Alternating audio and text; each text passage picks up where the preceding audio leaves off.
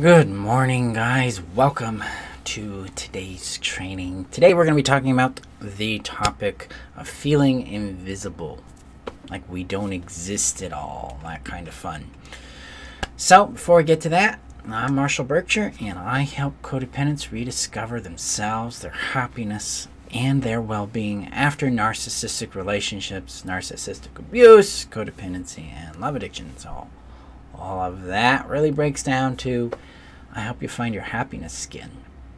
That's the goal. So before we get to that, I need to share this out to the community real quick. The community is where you can find safe haven, guidance, tools, access to my courses, my trainings, and sanity in this craziness that we've been going through. You can find that there. The link is above on Facebook, below on YouTube, and if you're on YouTube, hit that subscribe button. And thank you guys for being a part of my community, both on Facebook, YouTube, the email, Instagram, all that. I appreciate you guys' support and belief in my work and how I contribute to the world, and for being you, being the baddest you be. So let me get this shared out to the community here real quick, and then we'll get on to the topic. Okay.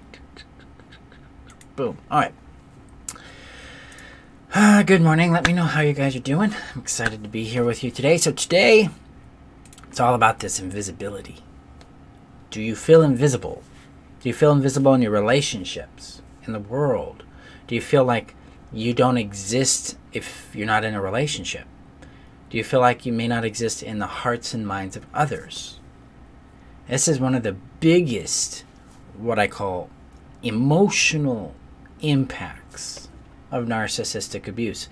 It's this sense of not existing. And this is a function of neglect in the narcissistic abuse system, or just basically what's called childhood emotional neglect. So you check out a lady I follow. Her name's Jonas Webb. She wrote a book called Running on Empty, which gets into this concept of childhood emotional neglect.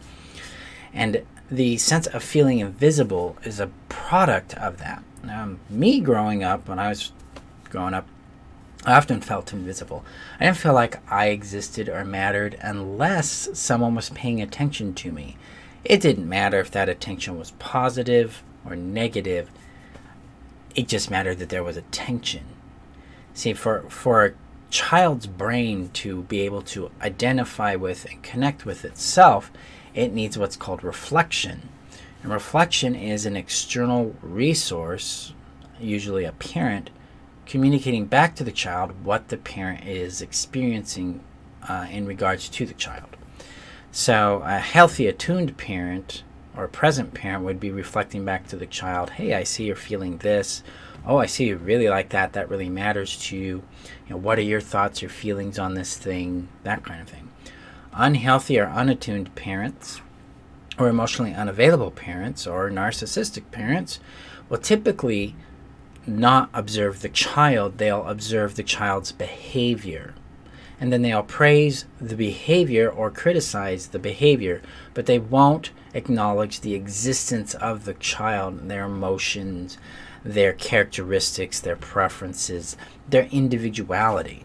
And so children who grow up in that are growing up in what's called a transactional love environment, where love is earned. And we confuse love with approval, because really, fundamentally, you're gaining approval, not love. Okay? And this transactional system teaches the child that, one, approval equals love, love is earned, and you only exist because your only value is the benefit you provide to the system, whether the system is a family, an individual, a religion, a culture. And that's transactionalism. That hammers us emotionally, mentally, physically. It crushes us because we're emotional beings and we're seeking emotional connection with the world and with others and with ourselves. But if we live in a transactional system, then we're stuck in what's called a benefit-centered relationship, and that's all about getting the donut or the cookie. It's not about reciprocation. It's not about understanding. It's not about feeling and being seen. It is about, what can I get from you? Oh, I got what I wanted. I'm gone. This is why we feel invisible. We have not been acknowledged emotionally, physically. Our individuality hasn't been appreciated and recognized. It's not been valued. The presence we bring to the family or to the person or to ourselves or to the world isn't acknowledged because it's not valuable. It doesn't bring a benefit to anybody, right? Because if we're living in that transactional system, presence is, well, what the hell is presence? What is it worth? But when we expand out of that into that connection-centered relationship, presence is everything. And part of presence is attention, right? And attention is one of those 10 core needs that are fundamental to our well-being. So how do we deal with this? How do we deal with feeling invisible? Well, the first thing we want to do here, and this is something I teach in the From Addiction to Connection course in the Rapid Heal system, is to start a reflection practice with ourselves. Okay, so what we should do is get a picture well, you get a childhood picture, right? And 2 or 3 times a day, you take some time to reflect on that picture and connect with that part of yourself that is reflective of that picture. So I have an 8-year-old picture of me I'll reflect with. And I feel sometimes a lot of grief, a lot of sadness, or a lot of joy. I connect with him. I see him. I acknowledge him. I value him. Because now we're getting what's called internalized reflection or connection. I'm relating back to myself. Okay. Gwen says, I'm going through this right now. Yeah, I see you. What you're going through matters. What you feel matters. The sense of invisibility is real because the people that you value, that you have connection with, aren't reciprocating that. So it makes sense to feel that. Honor that. Give that permission to be there. So, guys, so we start this reflection practice. Boom. This starts this, what I call thawing or warming up practice that helps us start to reconnect with ourselves and reconstitute a sense of awareness of our existence. Another thing we can do is start to actually physically touch ourselves and like, I exist. I'm physically here. Because sometimes our brains, depending on how much neglect we've been through, our brains haven't connected to the reality that we are physically existent. We're real. We're here. So this helps our brain get coordinated and orientated back to our bodies. It helps us realize our physicality and our first primary boundary, which is our body. So that's an important step to, hey, I'm real. I'm alive. The third component is a practice of helping train your brain to see when you have connection and when you're being seen. Because here's the other rub when it comes to neglect and abuse.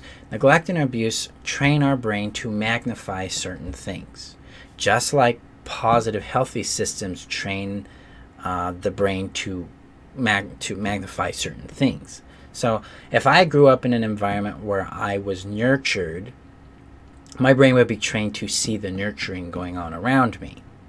And then I would be trained to also see people who are healthy that nurture, and I would choose them because that would be my normal. In neglect and abuse systems, the brain is trained to attenuate to neglect and abuse. So that's what it sees most, and that's what it's comfortable with, so that's what it chooses until it learns otherwise. Okay?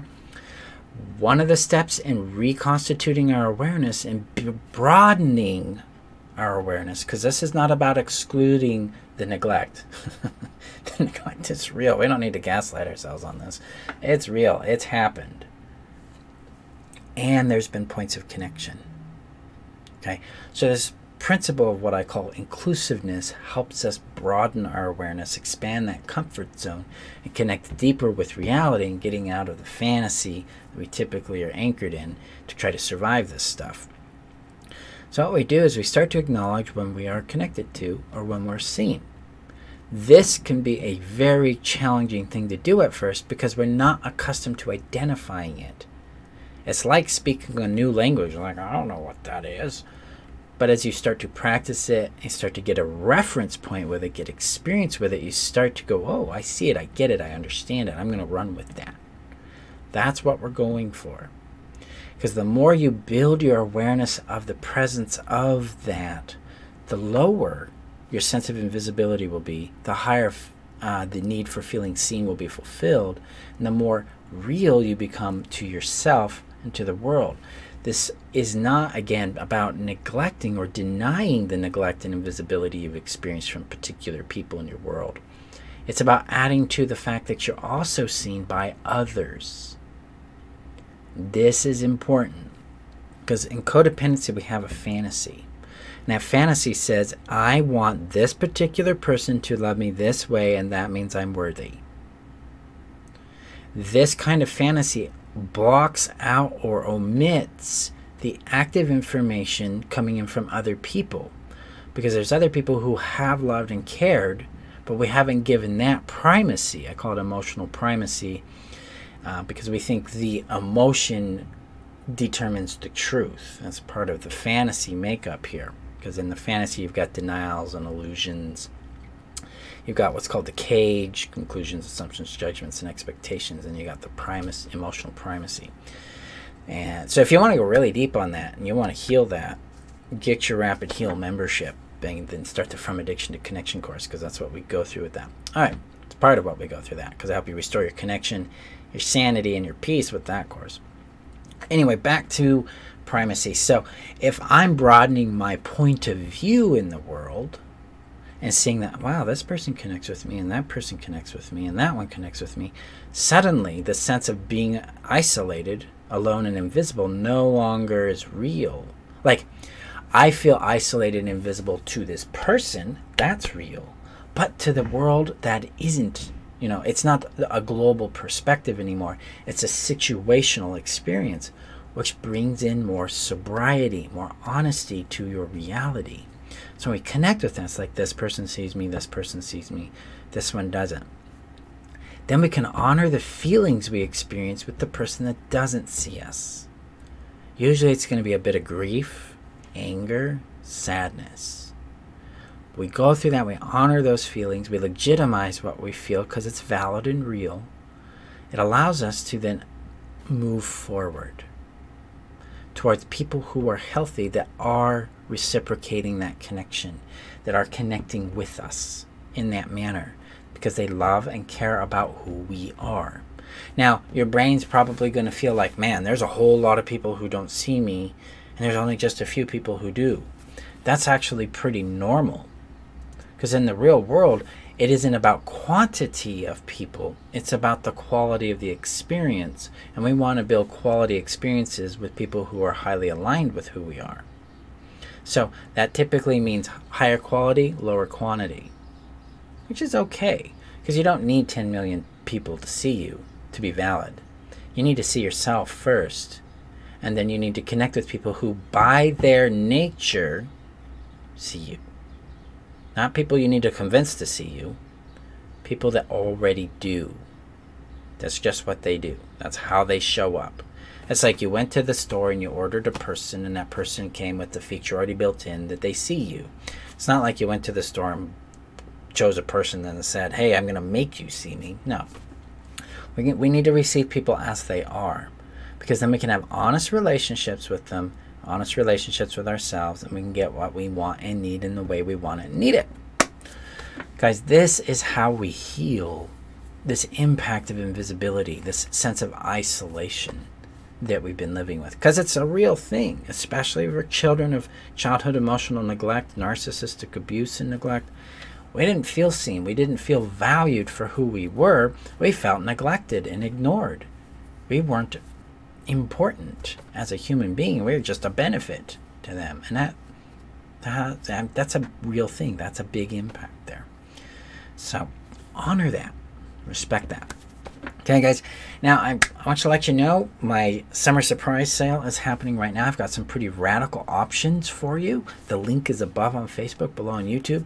Go there, check it out. You can get into the Rapid Heal system and start your deep healing from narcissistic abuse and from love addiction and trauma bonding for an extremely low price. You can actually get everything I've ever created and everything I ever will create. I call it the Forever, Everything Forever package, for an extremely low price as well. That means you'd never have to pay another dime for another course from me. you get everything I'd ever created and will create in the future. That's a big deal right there. But that is going on. That ends this Friday, so I would get on that real quick. And as well, guys, remember that you're worthy, that you're worth knowing, loving, and keeping, that you're worth being seen and valued for who you are. And that when we start to reflect that back to ourselves, then we can start accessing how we feel about how we're being treated by others. And then we can connect with that. Okay?